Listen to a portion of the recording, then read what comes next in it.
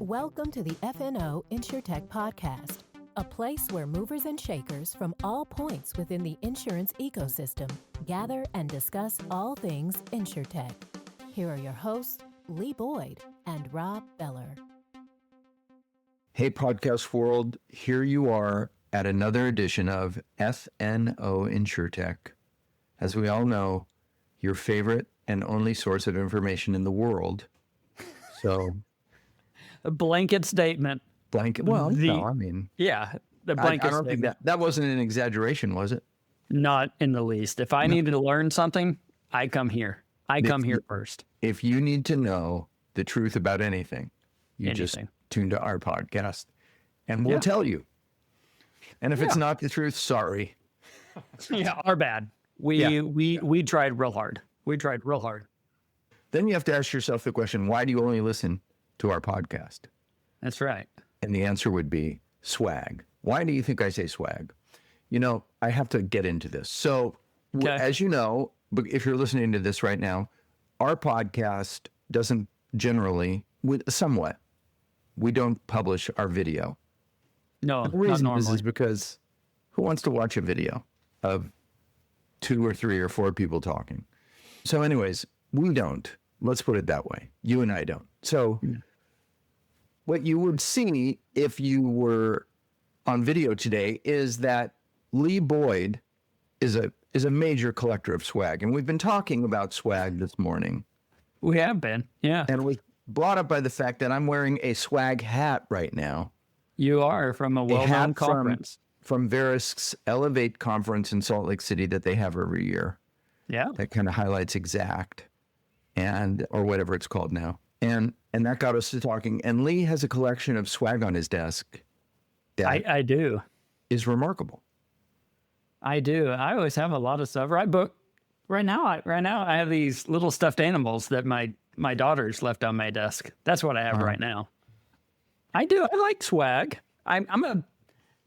My favorite story is the time I saw you walking through the expo with 2 bags of swag for a guy who used to work here, and you were giving it to him so he could take it home to his children. I still remember that one. You were shameless. I did it only because it was so funny. It was unbelievably funny watching Rob Beller walk through the expo of, I think, ITC. Maybe, and just gathering any piece of crap that I could get my hands on. Because let's be honest, junk that you could get. And we'll ask you as the audience, and please email us. Tell us the coolest piece of swag that you've ever gotten, and here's the key, that you've kept. That you've kept. Because a lot of it just goes away. Can you answer that question? I can tell you, and this is strange, on Sunday morning, when I go to church on Sunday mornings, I bet 90% of the time I am wearing swag socks, dress socks that I got from a conference. I can also tell you, whenever I go golfing, I have a Federato golf glove that I didn't even know it was theirs, but I have a golf glove that is swag. So anything golf, and then dress socks. Those are my 2 things that I'll get every time. I can tell you right now, without even having to think too much about it, the best piece of swag that I've ever gotten was from Snapsheet. Oh yeah. Shout out to Brad and Andy. Was from Snapsheet. It was a Stanley drinking cup, Coke cup. Yeah. Big, enormous one. Yeah. With a straw. And I've always been a water bottle guy for years. I have metal water bottles, reusable. But what I realized is that one of the reasons that Stanley Cup is so popular is because it works really nicely. It is nice. It's a good vehicle for drinking a lot of water, which I do. Yeah, Stanley has turned into a accessory, right? It's just you drive down the street and you see somebody drive by you and they have this gigantic Stanley. And I'm like, nobody is that thirsty. But it is it's almost a status symbol. You got to have your Stanley. You got to have whatever as you go throughout the day. But let me go back to Snapsheet. Snapsheet, over the past couple of years, they know their swag. We got that lunchbox one time. They had a lunchbox with like a keep warm, keep cool soup container. Yes. There's some pretty cool swag out there. There's some pretty cool swag.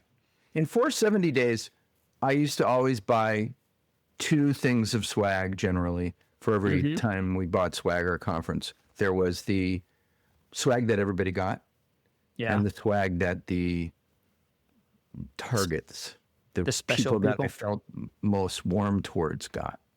Yeah. Like we get Yeti cups. I like those red, yellow, red Yeti cups. I like those. Yeah. Aldrin Muya, our producer, has about 30 of them in his house and won't give them up. Well, I drink my coffee. I drink my coffee out of it every day. It's my one tip of my hat. You still have it? To 470. Yeah, I still have it. Oh. Some of you might remember 470. That was our company once upon a time. Yeah, I don't have mine anymore. Yeah. Anyways, the reason that I bring this up is, if you're going to do swag, do it one of 2 ways. Either spend no time on it and just get anything. Don't think about it. Or 2, put some energy into it and get some interesting swag, because swag collectors, nice swag collectors like Lee and myself, we're looking for nice swag. No, we don't want the junk. We don't want the junk. We don't want that. Everyone should have a mint. You know, at the beginning of the expo, if you're close to the door, have a mint. But then have something unique, because if it's unique enough and good enough quality, we're going to remember it. Come on, help us out here, because we're going to help you out today. Because speaking of the best, that's who we have on today. Yes, we do. We have Piers Dormeyer, CEO of Eagleview. Wow. We got the big guy. The big guy from Eagleview is here. We're so excited to visit with him. Eagleview has been around for many, many years. Many years. And I remember it, 2006, 2007. I was an adjuster at the time. And I remember when this Eagleview report came out and just changed the way we do property claims. And he's here today, and he's going to talk a little bit about the past. He's going to talk about the future, and it's just going to be a great conversation. And so I know that there's people that listen to this podcast that aren't necessarily in the claims side, but if you're in property claims, Eagleview is ubiquitous. It's everybody has it, everybody uses it, everybody's aware of it. It's that kind of InsureTech. And they've figured something out. They didn't need us to do that some time ago. They possess a tremendous trove of data. Yeah. Incomparable, perhaps, trove of data. Yeah. I think they have like 94% of the country covered with photographs, high resolution photographs. Right. I don't want to go too much into it. For those who don't know, we want him to tell a story. We'll let Piers tell the story. It's amazing. It's amazing. They probably have cool swag. I bet they have cool swag. In fact, I know they have cool swag. I remember seeing it. Lee and I have been doing the podcast for so long that for years, early on, we wanted people's swag, right? Yeah. And many times, many times, people would send us all kinds of different things of their swag offerings, right? Yeah. But we got so many pens and so many Post-it note pads that we stopped asking. And so we should start doing that again. Well, winter's coming up, and those nice pullover coats are always a nice swag item. Just throwing that one out there. Yeah, and just saying, Andy Cohen, I could use a new Stanley Cup. Just saying. Shameless. Okay, so without further ado or discussion of swag, let's get to our interview with the CEO of Eagleview, Piers Dormeyer. Hey, everybody, we're here with a luminary, I'll say, a super special guest. You're going to love this one. We have Piers Dormeyer, the CEO of Eagleview. Yeah. And for those of you who haven't been living in a cave somewhere in the South Pacific for the last 20 years or so, and in particular, you work around the claims function, Eagleview specifically and broadly. Anyways, Piers is with us today to shed a bunch of light on what's new and what's cooking at Eagleview. Welcome to FNO InsureTech. Yeah, thanks, Rob. Thanks for having me. I don't know if I've ever been called luminary before, so I need to say something bright, I guess. Well, we're excited to have you on. This is a great opportunity to learn about a name brand company, and we think one of the founding companies of InsureTech, right? Technology and things like that. So we're excited to have you on. Yeah. Welcome. Well, maybe we can use a picture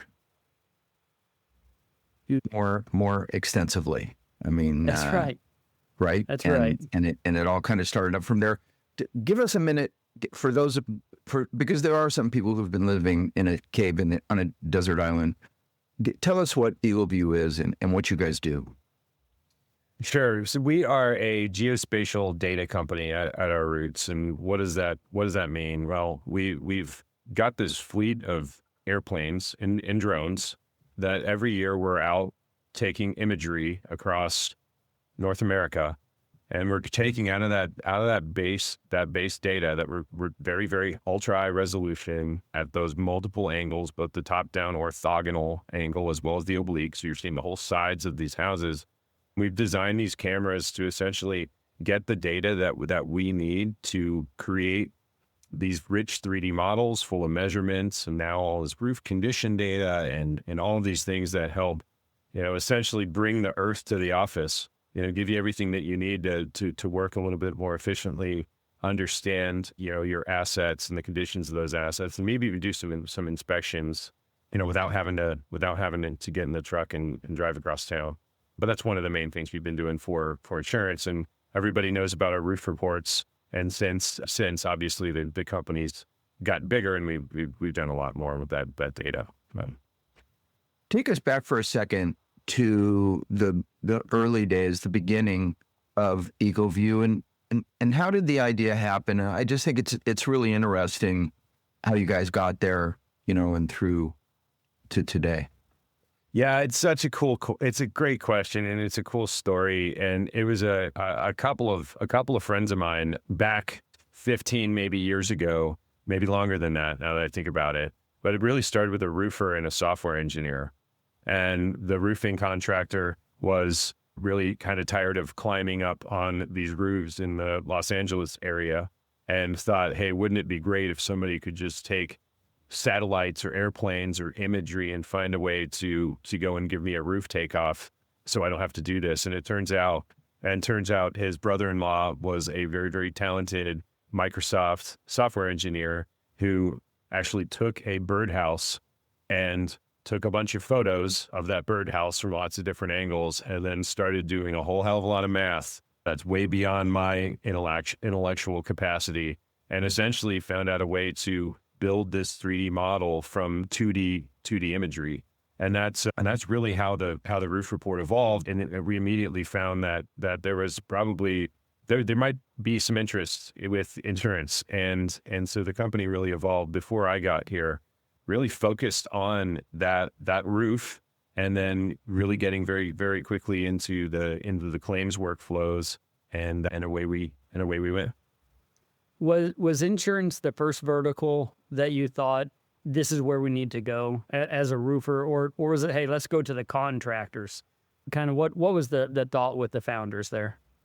Well, you got to remember, I think there was some founders, and there were some folks that were early investors in the business that already had some connections with insurance. So insurance was just a very, very obvious market where we think that ROI was just going to be really, really great. And when you have to go raise some money, that was a great place to start. But as you guys know, when you're working on an insurance claim, there's always a contractor on the other side of the equation, and the homeowner's right smack dab in the middle. So they kind of grew together, but the focus was certainly on insurance from the very beginning. Was the acceptance quick? I'm always interested because we're talking to so many InsureTechs, and a lot of time the uptake is super slow. And of course, in our industry, things move slowly anyways, as far as changes like this. Is that what they encountered, or was it like a revelation because it was such a unique and useful idea? So I'd say I wasn't around at that time, but it happened in terms of the typical sales velocity, typical cycle times for getting a new product into the workflow at a carrier. It happened at light speed. But I also think that the product is incredibly easy to understand. It's easy to use. It's easy to implement. You can get, obviously, with all the integrations across all these different workflows, it's gotten a little bit more complex now. But at the end of the day, I mean, you guys have sweated out there in the claims process, and just by having that summary page, that can save you a whole lot of time. And the thing about the Eagleview, the basic roof report, was it was one of those products that just had an incredible ROI right out of the gate. So it was pretty easy to speed that along. Lee, I mean, you were, you started as an adjuster in this industry a long time ago, relatively speaking. And do you remember encountering Eagleview and working with an Eagleview report? I remember the very first time I saw the Eagleview report. I wasn't sure if I was scared or excited, right? Am I needed as an adjuster anymore? Or is this a tool to let me look at more claims quickly? And I remember when it went from me, the adjuster, I would order the Eagleview, and then I would show it to my contractor and say, no, my measurements are right. I measured it and they did it. To where the contractor would show up and say, hey man, you don't even have to measure. Here's the Eagleview report. And it was this name brand report that was completely accepted, right? It as soon as the major insurance carrier said, yeah, that's okay, everyone said, I don't even have to pull out my tape measure anymore. They did the job for me. So it quickly not only took on with insurance carriers, with contractors and adjusters and people like that. I mean, to this day, it's still a name brand technology out there. Yeah. We had a lot of, I remember the early days, and there was an initial period where the contractors were really pissed off because now it was this whole thing. God, now I have to do an accurate report. I gotta have this other thing. And I think it wasn't necessary. I'm not accusing everybody of fraud or anything, but I think it was this technology, and they're like, I've been doing this for 30 years. I don't know what you're doing. I don't know if I believe it. So there's a period of time where people had to test this out. And then I remember a really good friend of mine, very large roofing contractor, one day just told me, he's like, Piers, you made all my guys stupid. And I'm like, what? And he's like, one day your shit's going to break and my guys aren't going to know how to measure a roof because they've gotten so hooked on your drug. But we taught the industry that we're reliable, and I mean, why would you go and crawl up on a roof so that you can measure something less accurately and spend all your time doing that, risking falling off and everything else. And I do want to go back to what you said about the fraud. I did not mean to say that people were doing that, even though it did absolutely come out that way. That's not what I meant. But I do think it quickly became a report that all parties agreed upon. Yeah. And there was no longer having to say, well, I measured it and I got this, and I measured it and I got that. Well, let's go back out and you take your tape measure and my tape measure. Supplements and re-inspects were done very, very quickly with this. But you're right. It's it turned into another report that the contractor had to get. Yeah. It wasn't never expected, but it was sure nice when they had it. Yeah. And so we like that. Yeah. Well, one of the things, I mean, there's a lot of details about the company. This is kind of more of an industry question, and that is that when you guys started really gaining traction and everybody in the industry became aware of you, a lot of competition popped up. Mm-hmm. And it was all of a sudden, I mean, we knew many people personally who were getting into the roof measurement business. Mm-hmm. But that seems to have, you guys have seemed to win that war. Is that the case? And if so, how did you do that? Yeah, I'm going to have to go a little bit deep in the guts here on this one, but So there's it's kind of ebbs and flows. When Eagleview first started, there's this idea of creating these roof measurements. It was fairly novel, and there was a few folks that got into the space, and we started making a little bit of money and getting a little bit of penetration, and then a few more got in because, hey, there's something to this. And the fact of the matter is that you could go online to Google Earth and get a satellite image, and you could use something like DOR to scale the measurements off of and trace roof area and get within some tolerance, some accuracy tolerance. So the early wave was just a lot of folks buying Google Earth, putting software at the top of it and tracing roofs. And then what we found is those customers kind of came back to us, because then what ended up happening is it turns out that it takes more labor to draw a roof much less accurately, because you just don't have the sharpness and you don't have the pitch and you don't have all those details. And it turns out, like, being off by 2 or 3%, especially if you're a contractor with the cost of materials rising, it really matters. It matters a lot more than it costs to go and spend a couple bucks on a roof report. So we saw that happen, and then we saw other technologies kind of come in, but the workflow was a little bit different. And it was that whole, do you really want to go out to the house and then wait for the report? And it was just, or do you want to put that on the roofer, to the homeowner to take photos? We've kind of found that right balance for just ease of use and workflow, and then accuracy, and then scale. Now at this point, we have the ability to deliver in minutes at thousands and thousands of roof reports per day. And turns out that really matters when you're trying to deal with a CAT and some scenario where your customers are expecting, data back. So was the play, and this kind of leads into my next, I have two here. So was the play quality, right? To make sure that you have quality images, which leads me down the path of you own airplanes, right? Or you own, like, you have a fleet of planes that have high tech hardware that's taking this. What was the decision? Now, you might not have been there at the time, but when was the decision that we need to go get the photos ourselves versus rely on okay data from satellites? Talk about that a little bit. So I'll take you back to the birdhouse. It was we very quickly learned that a satellite image wasn't going to be good enough for getting accurate roof measurements. That was quickly figured out. There's certainly great use cases for satellites, but without getting into a ton of detail, you can do it some of the time. You lack the perspective, that oblique angle, so that you can understand pitch is really important. The sharpness is really important. And then there's actually just distortions that happen when the satellite gets delivered to your page. A lot of that data gets pushed together, and then you have these geometric kind of distortions that make it really dangerous to measure anything from. So from the very early days, Eagleview was sourcing aerial imagery from a company called Pictometry. The Pictometry guys had been really were the pioneers of aerial imagery, focused mostly on government applications. Then they'd been around for 10 years prior to Eagleview showing up.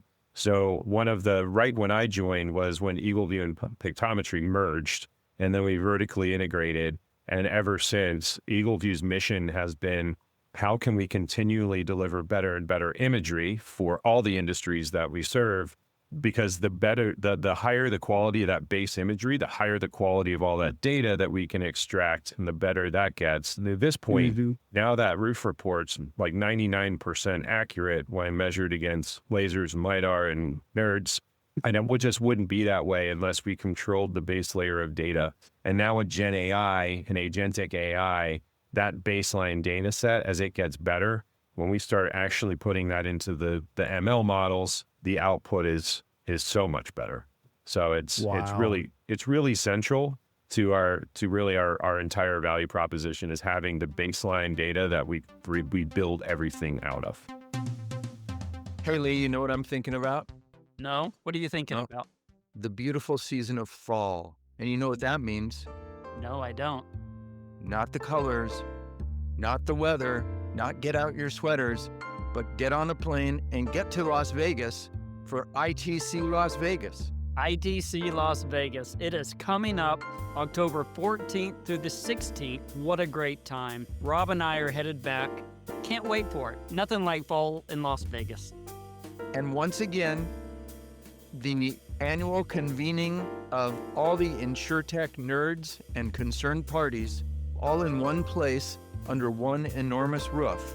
So if you're going to ITC Las Vegas, look for us there.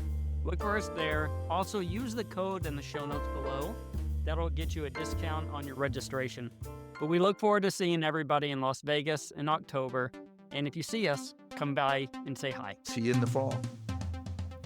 Well, it's also interesting in my head, and I've not seen official marketing on this, and maybe I have and I read it, but I no longer look at Eagleview as just a roof report company. I look at you as a data company. Yeah. You can produce roof reports, but you also have this whole set of data that people can tap into, that companies can tap into to help automate or verify or answer. Can you talk a little bit about the transition that's going on with the company from being a roof report delivery company to maybe more of a database company? Yeah, absolutely. It's been a subtle change over time, and then it feels like it just accelerated over the last couple of years. But we've always, parts of our business, if you're talking about what we do on the government side of the business or an infrastructure or something like that, it's always been, we're going to go and collect that baseline imagery data, because that's a picture of what the world looks like right now. And we're trying to understand an asset, whether that's a bridge or a school or a transmission box, any of that type of stuff.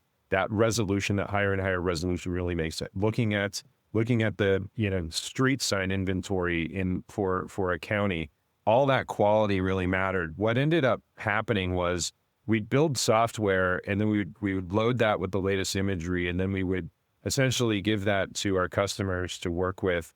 And then in some cases, we would just give the customer the answer. The customer just wanted to know roof measurements, so we built a roof measurement product around it. Our customers in construction wanted gutters at one point. We built gutters. We built a report that gave you parking lot information. You name it, we've built it. But what's happened recently is we started to realize that when you start taking apart the roof report, you just end up getting all these different types of data. And sometimes that data is valuable in other parts of the workflow. So now what we're really doing is starting to break that up, and we'll always sell a roof report, but chances are you might just want to know what the material type is on that you might want to know the distance to the water. You might want to understand, 400 other different property attributes that we can pull from that imagery. So I think it was as we started to spread our wings and get a little bit bigger and talk to more customers, our customers are sitting here saying, well, what else can we do? And then we'd come back and say, well, let's make it a little bit easier, because it's just data that you really need us to extract and deliver into your system in some sort of way. And so with the data play in our current world, large language models are everything. Has that intensified the need for data? Are customers saying, we want raw data and we want to do, maybe let me take a step back. How is AI affecting you today? Let's go with that. How is AI affecting you today? And what are you as a company doing in this new world of AI?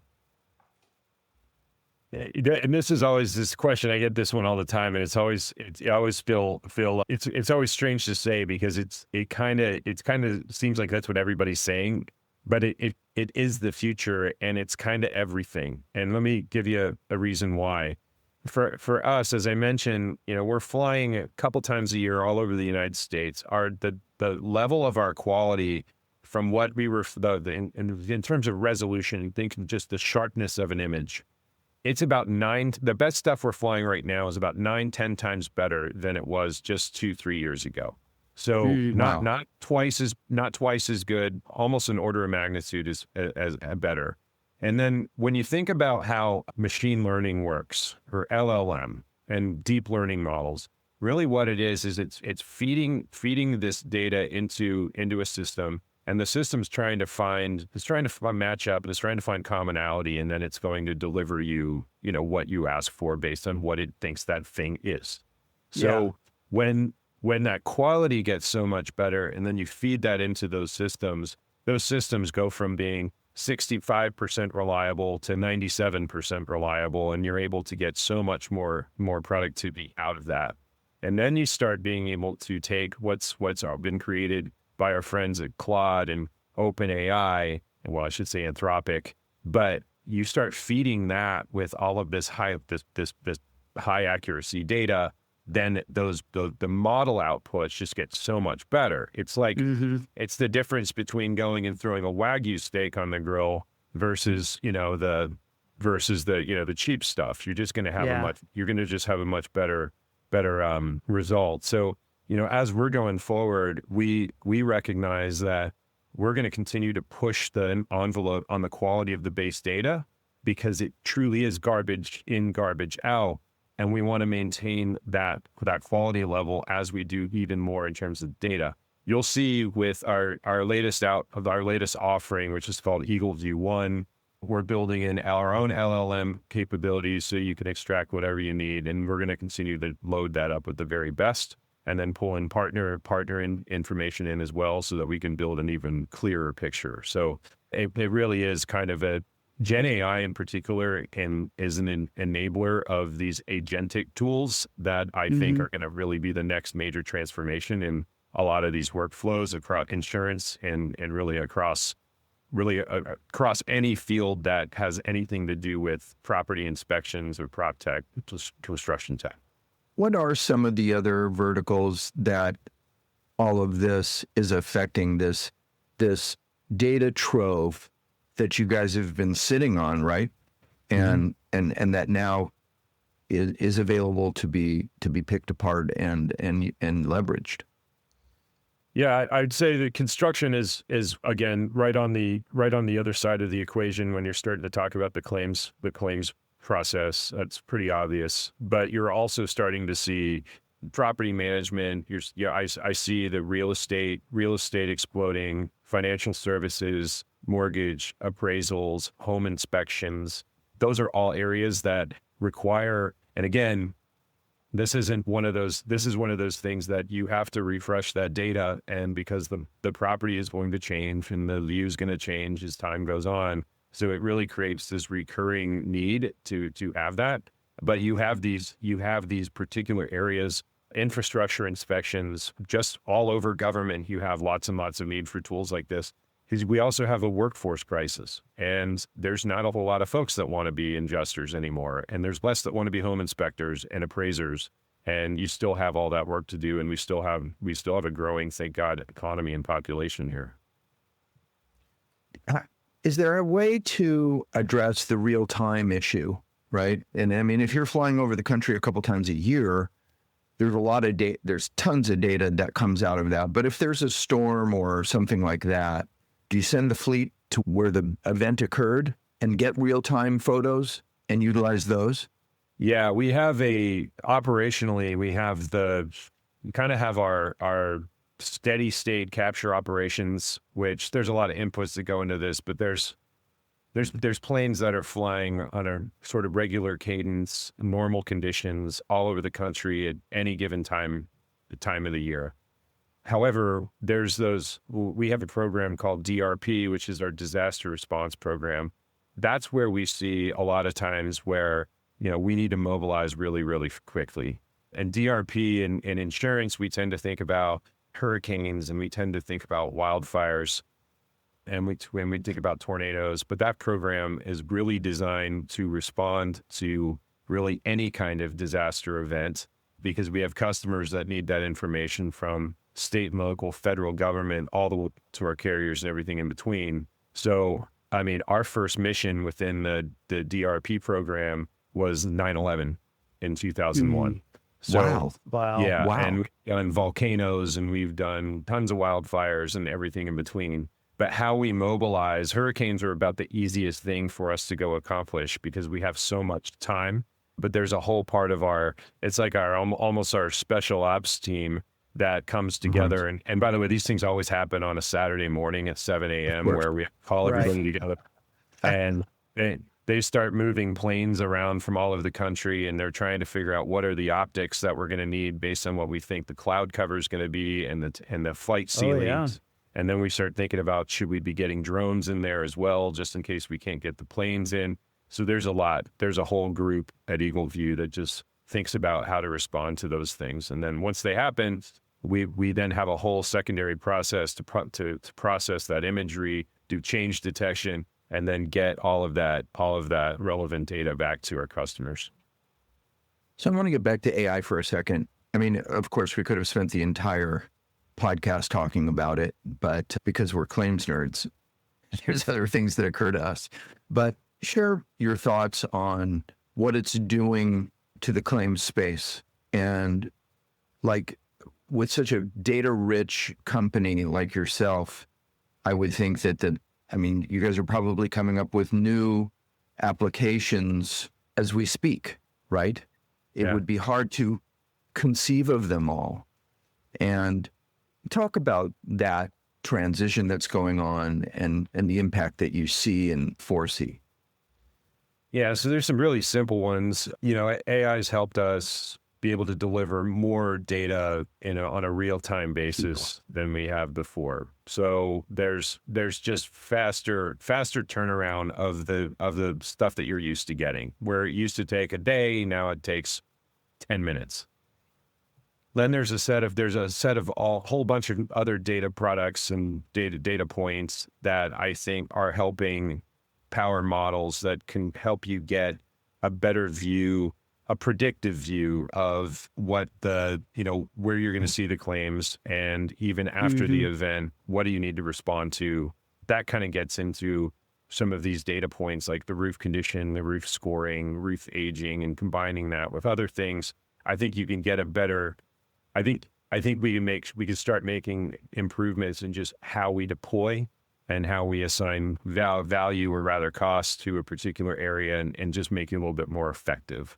New integrations and pulling pre-inspection data together. All of that is kind of right in our strike zone and part of the roadmap that we're rolling out now. Some of the stuff though that I've been really interested in lately has really been around fraud. Yeah, sure.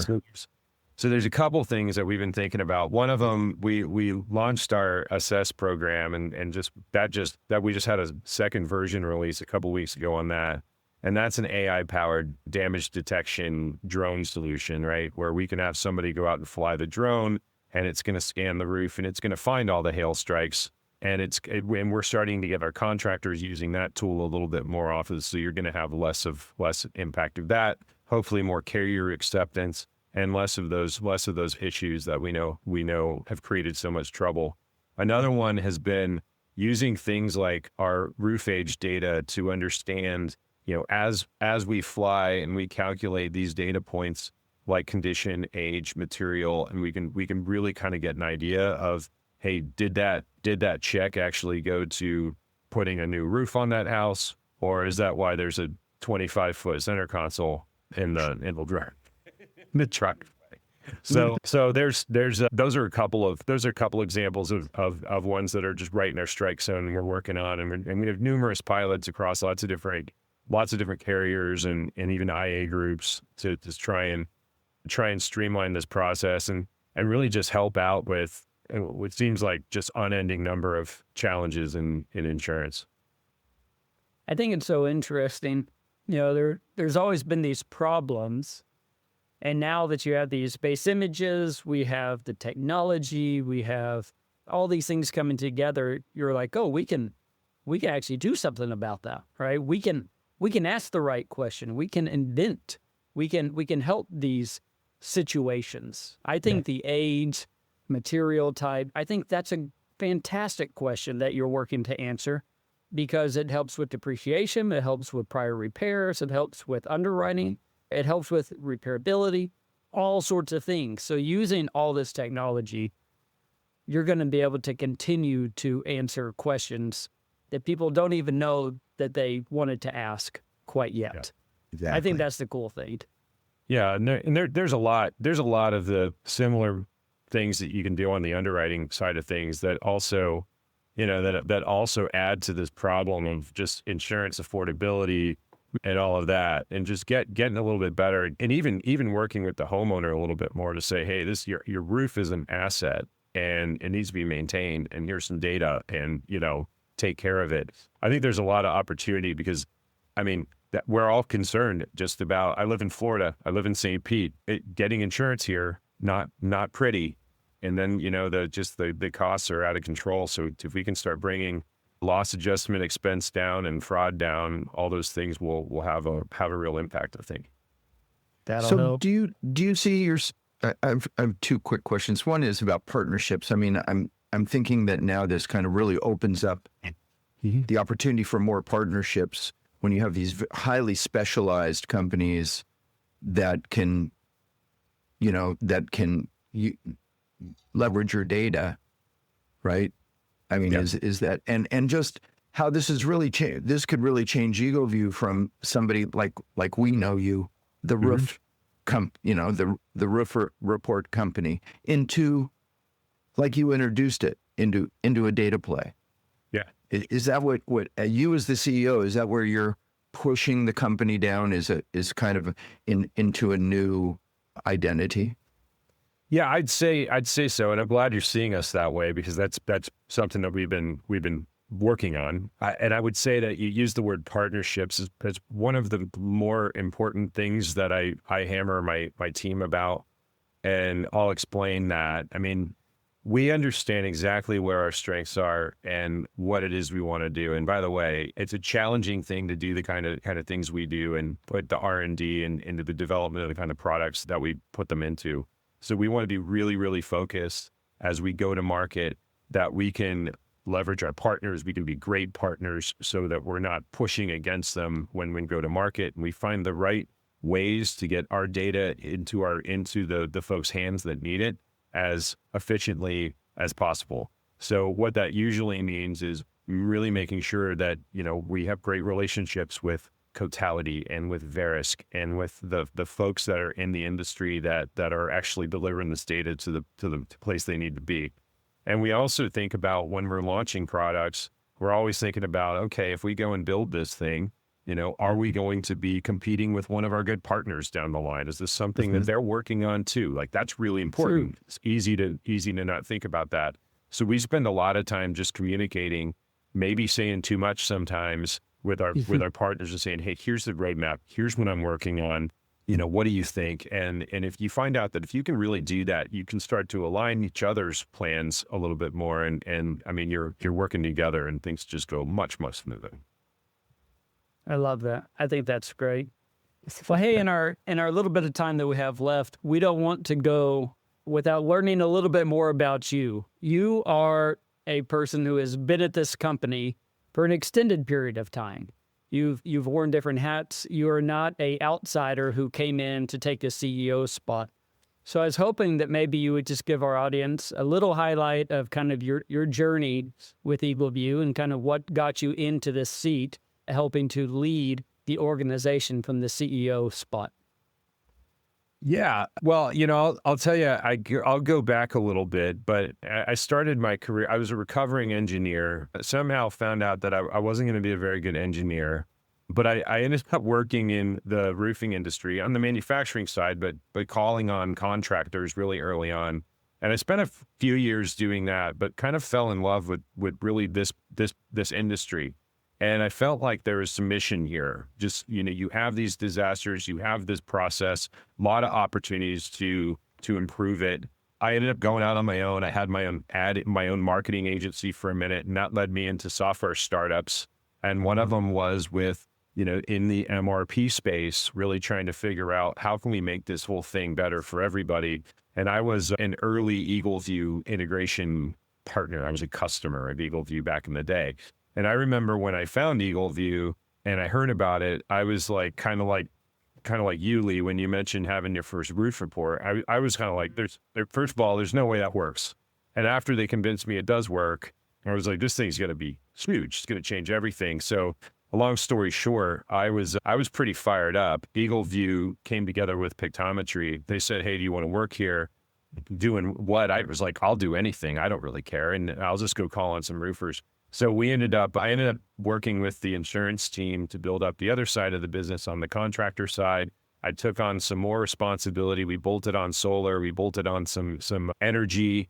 And really over time, I just kind of took on more and more. We didn't even necessarily have these strict jobs at that point. It was kind of like, hey, you got this idea, go figure out how to build it. And then as we got bigger, I took on a president role and general management responsibilities. And then it just kind of naturally kind of rolled into it. So, but it's just been a whole lot of fun. That's awesome. That's awesome. I always love a good journey from working in it and continuing to grow and better. I think that's fantastic. Well, really, I mean, Eagleview does a fantastic job, right? Oh, They deliver on what they say they're going to do. You continue to innovate. I love the data play. I think that it's very exciting. And as we're just infants in this new world of AI, right? I think that the future of Eagleview is even stronger. So yeah, I think it's exciting. Yeah, thank you. Yeah, and don't leave. It's a super exciting time. I mean, are you excited? You must be excited. Yeah, I'm pretty fired up. I think we have just more opportunity than we ever have, and just it's insane. A clarity of mission. I've got an outstanding team from top to bottom, and yeah, we're pretty pumped. I think about some of the other things I could be doing, and it's hard for me to think about leaving a company where I get to do such cool stuff. So yeah, I hope they keep me around for a bit. Okay. Well, you could always go on the road playing guitar. There you go. There's that. It always happens. See how far that gets me. Well, listen, we're very grateful as a CEO of a big old company. We know how busy you are, and we appreciate you taking a few minutes to catch us up on the new old company Eagleview. Well, it's my pleasure. I hope we can do it again sometime. You can I look count forward on to that. Thanks. Yeah.